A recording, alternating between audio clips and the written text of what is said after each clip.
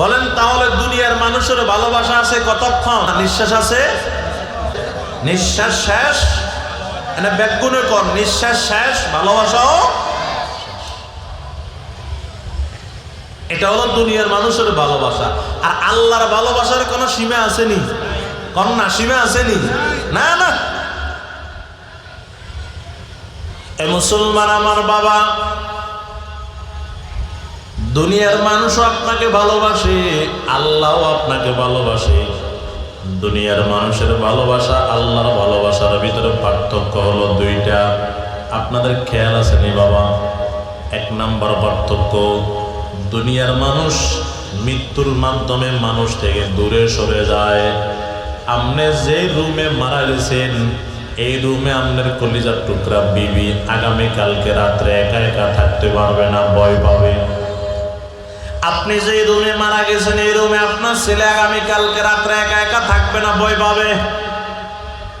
দুনিয়ার মানুষ মৃত্যুর মাধ্যমে দূরে সরে যায়, আমার মালিক মৃত্যুর মাধ্যমে বান্দার থেকে দূরে সরে না, বরং মৃত্যুর মাধ্যমে আল্লাহর পছন্দিদা বান্দারা আল্লাহর আরো নিকটে চলিয়া যায়। সুবহানাল্লাহ বলেন না? মুসলমান আমার বাবা, দুই নাম্বার পার্থক্য, দুনিয়ার মানুষ মানুষকে ভালোবাসে, আল্লাহও মানুষকে ভালোবাসে। দুই নাম্বার পার্থক্য হলো, খেয়াল করেন বাবা, দুনিয়াতে যে যাকে ভালোবাসে তার ভালোবাসার পাত্র তাকে তার মতো আরেকজনে ভালোবাসুক কেউ পছন্দ করে না। বুঝাই বেলায় বলি, আপনাদের কইয়ের মনে করেন নাই বাজানের আমি ভালোবাসি, আমার বন্ধু এমন বন্ধু, হে মিয়ারে ছাড়া আয় চা খাই না, আরে ছাড়া মিয়া চা খানা, এমন বন্ধু নাই? কন্যা কানায়ও এখন আয় চাইতাম না যে আরে বন্ধুর লগে আরেকজনে বন্ধুত্ব করো, কিনলে এ মেয়ে যদি নতুন বন্ধু গিয়া হয় এবার কাইলে আরে তুই চা খাবো, কথা বুঝাইতে পারি না। দুনিয়ার মানুষ তার ভালোবাসার ব্যক্তিকে আরেকজনে ভালোবাসুক এটা চায় না। আরো সহজে বুঝেন, আয় আর বিবিরে যেরকম ভালোবাসি, আমনে আমনের বিবিরে যেরকম ভালোবাসেন, তার বিবিরে আর মতো আরেকজন বেড়ায় ভালোবাসুক, আমনের বিবিরে আমনের মতো আরেকজন বেড়ায় ভালোবাসক, কেউ পছন্দ করবো নি? এটা হলো দুনিয়ার মানুষের ভালোবাসা। দুনিয়ার মানুষ যাকে ভালোবাসে তার ভালোবাসার পাত্র পাত্রীকে আরেকজন তার মতো ভালোবাসুক পছন্দ করে না। আর আল্লাহ যাকে ভালোবাসে, এদিকে তাকান বাবারা, আল্লাহ যাকে ভালোবাসে তাকে আরেকজনে ভালোবাসুক আল্লাহ পছন্দ করেন না এমন নয়, বরং আল্লাহ যাকে ভালোবাসে ফেরেশতা দিয়ে আসমানে জমিনে এলান করে দেও, ফেরেশতা আসমানবাসীকে বলে দাও, জমিনবাসীকে বলে দাও, আমি ওই বান্দারও ভালোবাসি, তারাও সবাই যেন তারে ভালোবাসে। সুবহানাল্লাহ বলবেন না? আল্লাহ জিগায় তারা কি চায়? ফেরেশতারা কয় তারা জান্নাত চায়, জাহান্নাম থেকে মুক্তি চায়। আল্লাহ আবার জিগায় তারা জান্নাত জাহান্নাম দেখছেনি? কয় না, দেখে নাই। আল্লাহ বলে যারা জান্নাত জাহান্নাম না দেখার পরেও আমি আল্লাহর ভয়ে, জাহান্নামের ভয়ে, জান্নাতের আশায় এতক্ষণ পর্যন্ত এই জিকিরের মজলিসে বসা ছিল, আমি আল্লাহ তাআলা তাদেরকে নিষ্পাপ, আমি আল্লাহ নিষ্পাপ বানাইয়া মাফ করে তাদেরকে বাড়িতে পৌঁছাইয়া দিয়েছি। দামি একটা মজলিস, জিকিরের মজলিস। যারা আসতে পেরেছি শুকরিয়া আদায় করি, মোহাব্বতে আরেকবার বলি আলহামদুলিল্লাহ। আর যারা এখনো ব্যস্ত আছি, আসতে পারি নাই, আজকের মাহফিলকে নেয়ামত মনে করে, গনিমত মনে করে একটু সময় দিই।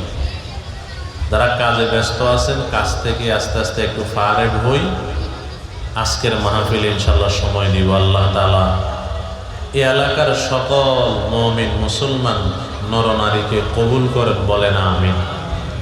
এই তাকিয়া বাজারে যত ব্যবসায়ীরা আছে, আল্লাহ সব ব্যবসায়ীদেরকে সমস্ত ক্ষতি থেকে হেফাজত করে ব্যবসার ভিতরে বরকত দান করেন, সকলে বলি আমিন।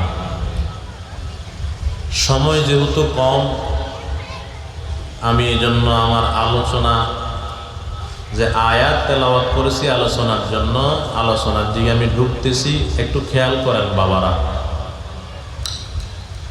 আমি যে আয়াত তেলাওয়াত করেছি, রব্বুল আলামিন আমার তিলাওয়াত কি আয়াতের ভিতরে বলেন ইয়া আইয়ুহাল্লাযীনা আমানু যকুরুল্লাহা যিকরান কাসীরা। আল্লাহ বলেন, হে ঈমানদারেরা, তোমরা আমি আল্লাহর বেশা বেশি অধিক হারে জিকির করো।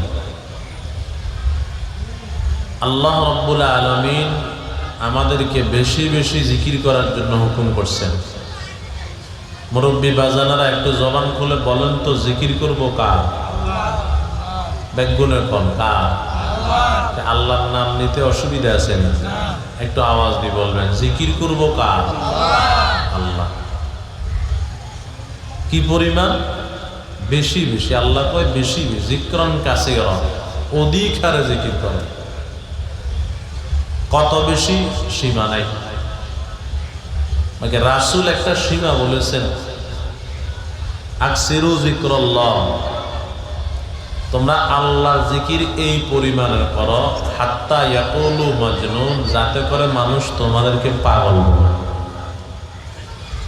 মানে জিকির করতে করতে এমন হয়ে যাও, মানুষ জন্য তোমাদেরকে দেখলে আল্লাহর পাগল বলে।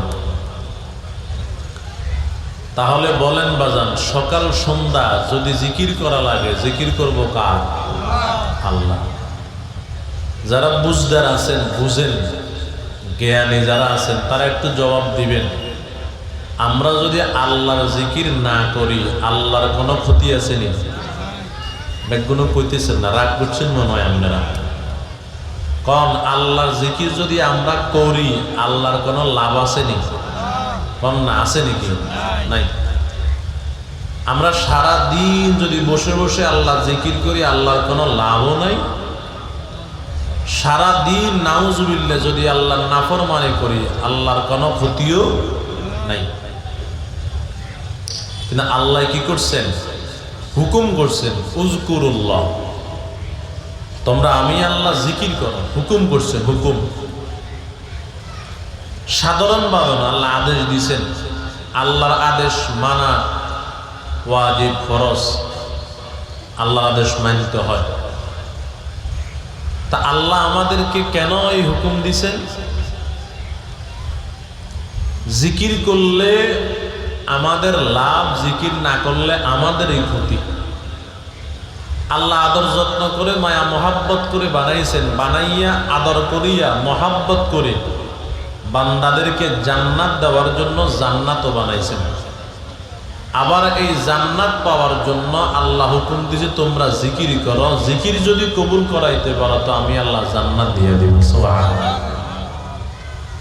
তাহলে বাজানেরা বলেন, জিকির করব কার? হুকুম দিছেন কে? আল্লাহ। আল্লাহ ভালোবেসে আমাদেরকে জাহান্নাম থেকে বাঁচাইতে চায়। দেখবেন দুনিয়াতে ভালোবাসতে গেলে দুজন লাগে। একটু বুঝিয়েন, ভালোবাসতে গেলে দুজন লাগে। দুজন ছাড়া ভালোবাসা হয় না। আপনি কাউকে ভালোবাসছেন, সে জানে না, বলেন না ভালোবাসা জমবেনি। কত তো কয় না যে জমবনিও। ভালোবাসতে গেলে কজন লাগবে? দুজন লাগবে। দুনিয়াতে যে যাকে যেভাবেই ভালোবাসুক, ভালোবাসার পিছনে দুজনের স্বার্থ থাকে। একটু খেয়াল করেন, নাও বুঝবেন না। দুজন দুজনকে যে ভালোবাসে, যে যাকে যেভাবেই ভালোবাসুক, ভালোবাসার পিছনে দুজনের স্বার্থ আছে। যেমন মা বাবা সন্তানকে ভালোবাসে, সন্তান মা বাবাকে ভালোবাসে। এখানে মা বাবারও স্বার্থ আছে, সন্তানেরও স্বার্থ আছে। স্ত্রী স্বামীকে ভালোবাসে, স্বামী স্ত্রীকে ভালোবাসে, দুজনের স্বার্থ আছে।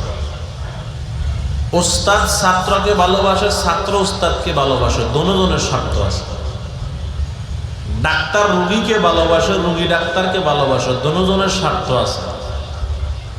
এই স্বার্থগুলো এক একটা করে বলতে গেলে লম্বা সময় লাগবে। বোঝানোর জন্য দুই একটা আপনাদেরকে বলতেছি, একটু খেয়াল করেন বাবারা। মা বাবা সন্তানকে ভালোবাসে, মা বাবার স্বার্থ আছে। আরেকটা কথা খেয়াল করেন, যে স্বার্থের কথা বলতেছি, এই স্বার্থগুলা হয় দুনিয়াবি স্বার্থ হবে, না হয় উখরবি স্বার্থ হবে। আপনাদের মনোযোগ আছেন এদিকে বাবা? এদিকে খেয়াল করেন, মোবাইলের দিকে তাকায়েন না। কি কইছি? স্বার্থ হয় দুনিয়াবি হবে, না হয় উখরবি হবে। মানে দুনিয়ার জন্য হবে, না হয় কি আখিরাতের জন্য হবে। যেমন মা বাবায় তার সন্তানরে ভালোবাসে, স্বার্থ আছে মা বাবার। কি? আমি যদি আমার এই সন্তানকে ভালোবাসি, ভালোবেসে যদি সন্তানকে মানুষের মতো মানুষ করে গড়ে তুলতে পারি, সন্তান একদিন রুজি কামাই করে আমারে খাওয়াবে। কথা কোন স্বার্থ আছে না? যদি বলেন যে ভাই না, আমরা এই জন্য খাওয়াই না, আমরা এই জন্য ভালোবাসি না, এই জন্য আমরা লালন পালন করি না, তো এই স্বার্থ না থাকলে আরেকটা স্বার্থ অবশ্যই আছে। সেটা কি? সেটা হলো আমি আমার সন্তানকে মহাব্বত করে ভালোবেসে বড় করতেছি, মহাব্বতের আলোকে মানুষের মতো মানুষ করে গড়াইতেছি। এই জন্য আমি যদি মারা যাই, এই সন্তান আমার জন্য দোয়া করবে, সন্তানের দোয়ায় হয়তো আল্লাহ আমার জান্নাত দিতে পারে। কথা কথা ঠিক না? হয় দুনিয়াবি স্বার্থ, না হয় উখরবি স্বার্থ। আছে না নাই? আছে। এরকম ভাবে সন্তানও মা বাবাকে ভালোবাসে, সন্তানের স্বার্থ আছে। এই স্বার্থ, আমি যদি আমার মা বাবাকে ভালোবাসি, আমার মা বাবা তার সম্পত্তিগুলো আমাকে সুন্দর করে বন্টন করে দিবে।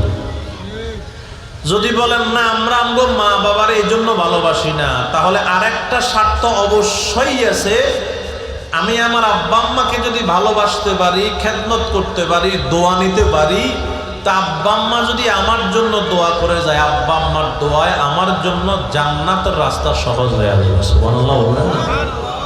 তাহলে কি বুঝলাম? দুনিয়ার স্বার্থ, না হয় আখিরাতের স্বার্থ। আছে না নাই? একজনের না দোনোজনের? কথা কন না কা বাবা?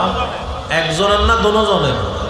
তাহলে এতটুকু আমরা বুঝতে পেরেছি, দুনিয়াতে যে যাকে যেভাবেই ভালোবাসুক, ভালোবাসার পিছনে দোনোজনের কি আছে? কন্যা কি আছে বাবা? স্বার্থ অবশ্যই আছে।